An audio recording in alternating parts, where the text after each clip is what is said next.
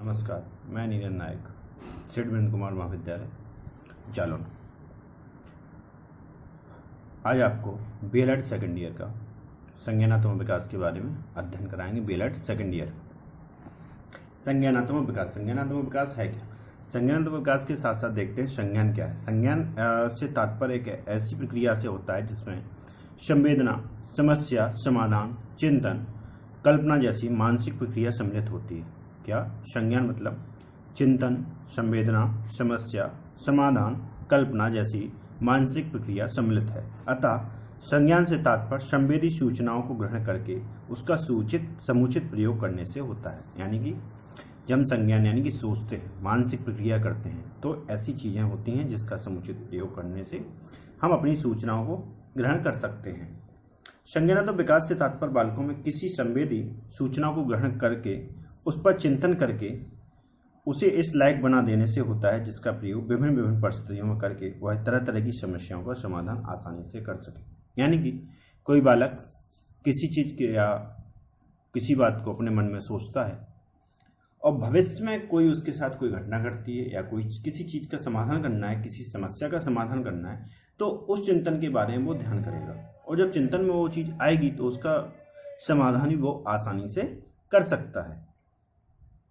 संज्ञानात्मक विकास प्रायः बौद्धिक विकास से संबंधित होता है। बालक व्याकरण सीखता है। यदि वह अपनी बोलचाल की भाषा में व्याकरणिक शब्दों का प्रयोग करता है तो यह समझना चाहिए कि बालक का संज्ञानात्मक विकास हो चुका है। जैसे कोई बालक को व्याकरण सिखाओ या अन्य किसी सब्जेक्ट के रूप में उसकी कोई फंडामेंटल पढ़ाई है, अगर वो बच्चा अपने दैनिक क्रियाकलाप में वो चीज़ें अपनाता है तो कहीं ना कहीं उसके अंदर संज्ञानात्मक विकास हो चुका होता है।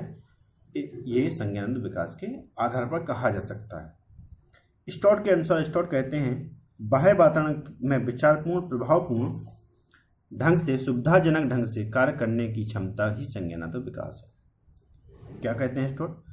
बाह्य वातावरण में यानी बाहरी वातावरण में अगर आप कोई कार्य कर रहे हैं, विचारपूर्ण, प्रभावपूर्ण ढंग से कर रहे हैं, सुविधाजनक ढंग से कर रहे हैं, तो वो कहीं ना कहीं क्षमता दिखाता है कि आपका संज्ञानात्मक विकास हो चुका है। क्या? कोई कार्य कर रहे हैं बाहरी वातावरण में यानी कि समाज में और अपने घर के बाहर, किस तरह से आप कर रहे हैं, वो आपकी क्षमता, कैपेसिटी कितनी है, आप किस विचारों के द्वारा उस समस्या का समाधान कर रहे हैं, प्रभावपूर्ण तरीके से कर रहे हैं और सुविधाजनक ढंग से बगैर किसी कठिनाई के कर रहे हैं, तो वो क्षमता आपकी संज्ञानात्मक विकास की है। संज्ञानात्मक विकास की विशेषताएं क्या है? यह एक जटिल मानसिक प्रक्रिया है जो अमूर्त रूप से होती रहती है। संज्ञानात्मक विकास सामान्य से विशिष्ट की ओर जाता है। अमूर्त यानी कि दिखाई नहीं देती है ये प्रक्रिया, फिर भी व्यक्ति के अंदर मानसिक स्थिति में चलती रहती है और कहीं ना कहीं उसका विकास होता रहता है। संज्ञानात्मक विकास की प्रक्रिया व्यक्तिगत होती है, ये पर्सनल होती है, ना कि किसी व्यक्ति के द्वारा सिखाई जाती है। ना ही कोई व्यक्ति बता सकता है कि आपका संज्ञानात्मक विकास कितना है। वो आपके कार्य के प्रति है कि आप कितनी सरलता से कोई कठिन जटिल से जटिल कार्य कितनी सरलता से कर लेते हैं। ये आपके संज्ञानात्मक विकास की मानसिक प्रक्रिया की किस तरह से हुई है ये दर्शाता है। यह प्रक्रिया आजीवन चलती रहती है तथा वातावरण से समायोजन में सहायता करती है। ये आजीवन चलती रहती है, व्यक्ति हो, बालक हो, बुजुर्ग हो, कोई भी हो, ये आजीवन चलती रहती है और दिन प्रतिदिन बढ़ती रहती है। संज्ञानात्मक विकास में से बालक में सीखने की क्षमता बढ़ती है। संज्ञानात्मक विकास के लिए ज्ञानेंद्रियों का विकास और परिपक्वता आवश्यक है। बुद्धि संज्ञानात्मक विकास को प्रभावित करती है। बिल्कुल, आप बुद्धि का जितना ज़्यादा से ज़्यादा उपयोग करेंगे, कहीं ना कहीं वो संज्ञानात्मक विकास को प्रभावित करेगी।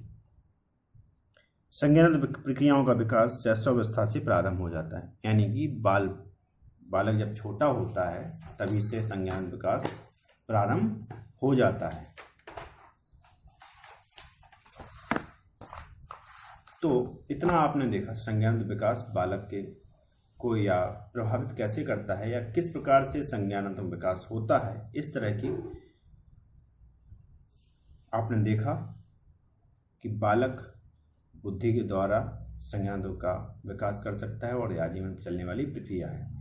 तो आज के लिए इतना ही। धन्यवाद।